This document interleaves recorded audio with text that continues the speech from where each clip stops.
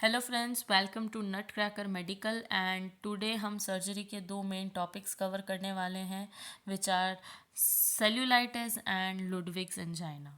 तो पहले अपन चलते हैं सेल्यूलाइटिस पर। जैसा कि आप देख रहे हैं, cellulitis is a subcutaneous inflammation which is caused by haemolytic Streptococcus.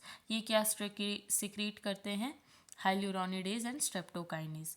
Inflammation जो है वो यहाँ पे स्प्रेड होता है सबक्यूटेनियस एंड फेशियल प्लेन्स पर and which results in gross swelling. ये क्या होता है, इसकी जो स्वेलिंग होती है ये या फिर इन्फ्लामेशन होता है ये बहुत जल्दी स्प्रेड करता है loose connective tissue, loose subcutaneous tissue and interstitial tissues पर। Now let's move towards aetiology.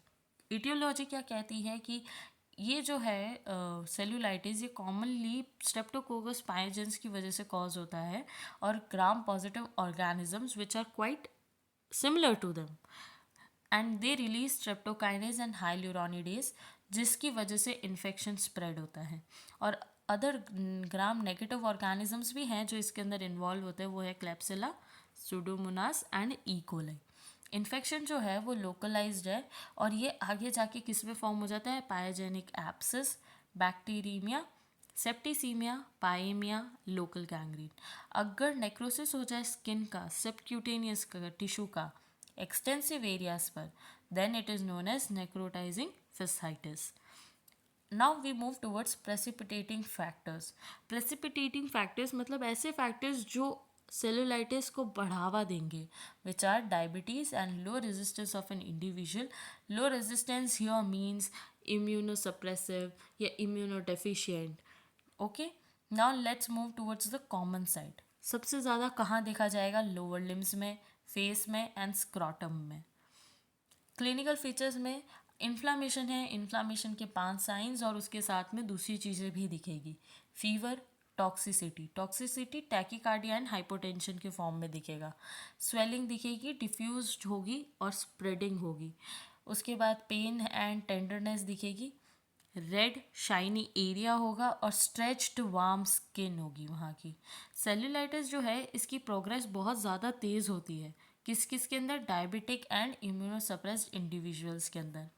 जो रीजनल लिम्फ नोड्स होते हैं वो बहुत टेंडर होते हैं एंड पेल्पेबल होते हैं, जिसकी वजह से क्या होता है, ये ही सीवियरिटी बताते हैं और इन्फेक्शन की कितनी है ना। No age, no pass, no fluctuation, no limit. This is the quite remarking feature of the cellulitis. No edge, no pus, no fluctuation, no limit. Now let move towards investigation. Investigation में क्या होता है? Total count raise दिखेगा, differential count भी दिखेंगे अपन and platelet count जो है वो डिक्रीज दिखेगा। लिवर फंक्शन टेस्ट कराएंगे, blood urea and serum creatinine भी कराएंगे सीवियर केसेस के अंदर। ब्लड शुगर एस्टिमेशन कराएंगे, यूरिन टेस्ट होगा जिसके अंदर कीटोन बॉडीज़ को चेक किया जाएगा। ग्लाइकोसिलाइटेड हीमोग्लोबिन एस्टिमेशन कराएंगे।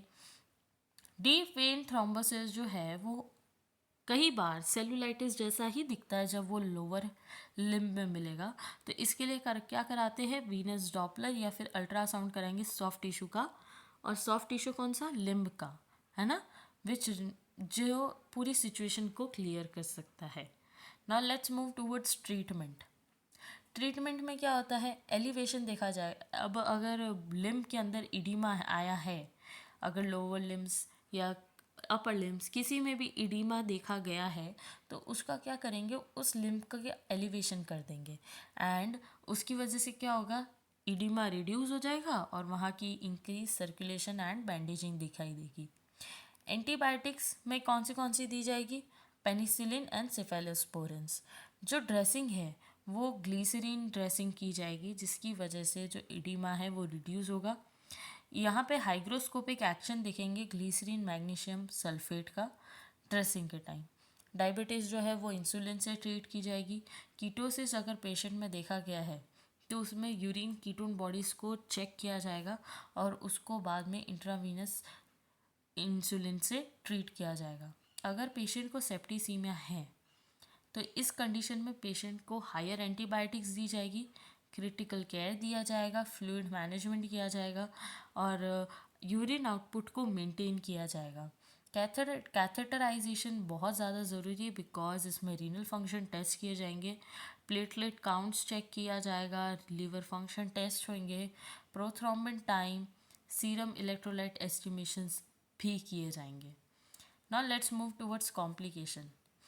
अगर सेलुलाइटिस कॉम्प्लिकेट हो गया then it may lead to abscess जिसको ड्रेन करना सख्त ज़रूरी है.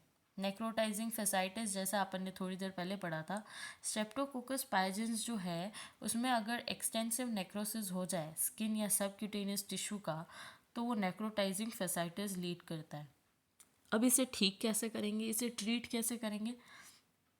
डेब्रिडमेंट या फिर स्किन ग्राफ्टिंग की जाए बाद में तब, है ना. टॉक्सीमिया एंड सेप्टिसीमिया अगर देखेंगे तो स्ट्रेप्टोकोकल टॉक्सिक शॉक सिंड्रोम करके एक चीज़ होती है जिसमें क्या होता है एक्सोटॉक्सिन्स प्रोड्यूस हो जाते हैं ऑर्गेनिजम्स में.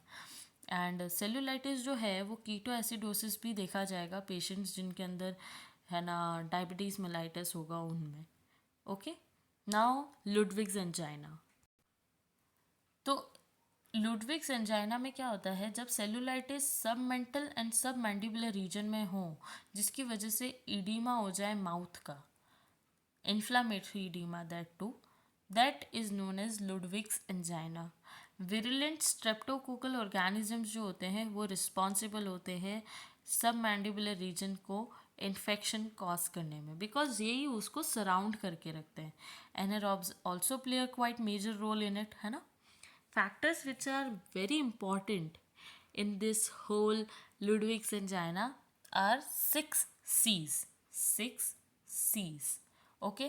अब ये 6 C's कैसे होंगे? कैरीज देखा जाएगा टूथ का, कैंसर देखा जाएगा ओरल कैविटी का, कैल्कुलाई in the submandibular gland, chemotherapy, cachexia and chronic diabetes means chronic disease which is diabetes. Now clinical features. Elderly patient जिनके अंदर डिफ्यूज स्वेलिंग हो सब मैंडिबुलर एंड सब मेंटल रीजन में जिसे ब्राउनी इडीमा भी कहा जाता है उनके अंदर बहुत ज़्यादा कॉमन होता है. अगर फ्लोर का इडीमा हो जाए, फ्लोर इन द सेंस अगर माउथ में फ्लोर का इडीमा हो जाए देन जो टंग है वो अपवर्ड्स पुश हो जाती है जिसकी वजह से डिफ़िकल्टी इन स्वेलोइंग देखी जाएगी.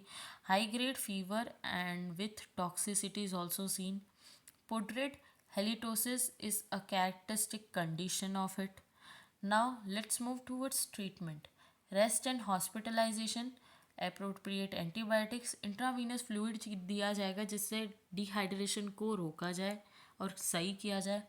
और डिफ़िकल्टी इन स्वेलोइंग देखी गई है इसलिए इसकी जो फीडिंग होगी वो राइल्स ट्यूब की हेल्प से की जाएगी. इसके अंदर अगर पेशेंट रिस्पॉन्ड ना करे कंजर्वेटिव ट्रीटमेंट्स को तो सर्जिकल इंटरवेंशन बहुत ज़्यादा ज़रूरी है. तो अब सर्जरी कैसे की जाएगी? पेशेंट को जनरल एनेस्थीसिया दिया जाएगा, फिर उसके मैंडिबल के नीचे 5 to 6 सेंटीमीटर का एक कर्व्ड इंसिजन किया जाएगा. जो सब मैंडिबुलर रीजन है वो सबसे ज़्यादा स्वेलिंग के लिए प्रोमिनेंट पार्ट माना जाता है. तो ये जो सब मैंडिबुलर ग्लैंड है वो मोबिलाइज होती है जिसकी वजह से क्या होता है माइलोहाइड मसल के अंदर डिवाइड किया जाता है और फिर उसको उसमें से पस को बाहर निकाला जाता है. अगर वहाँ पस नहीं है तो जो भी इडियोमेटस फ्लूइड वहाँ प्रेजेंट है उसको बाहर निकाल के एक बार पेशेंट की कंडीशन को इम्प्रूव किया जाता है. फिर जो वूंड है उसको लूज सूचर के थ्रू क्लोज किया जाता है. बट आफ्टर उसको लूज सूचर के थ्रू क्लोज करें उसके बाद वहाँ पे जो एरिया है जो कैविटी है उसको अच्छे से इरिगेट किया जाएगा एंटीसेप्टिक एजेंट्स के through and the drainage tube is kept in place. Now complications, अगर मीडिया स्टाइनाइटिस प्रेजेंट हो या फिर सेप्टिसीमिया हो पेशेंट के अंदर that is a quite complicated situation. अगर ग्लॉटिस का एडिमा हो, है ना, which due to the spread of cellulitis. अब सेलुलाइटिस किसके थ्रू हुआ है? Via the tunnel occupied by stylohyoid to submucosa of the glottis. अगर यहाँ पे सेलुलाइटिस हुआ then the oedema of glottis may be present in the patient. Thank you and please share and subscribe the video.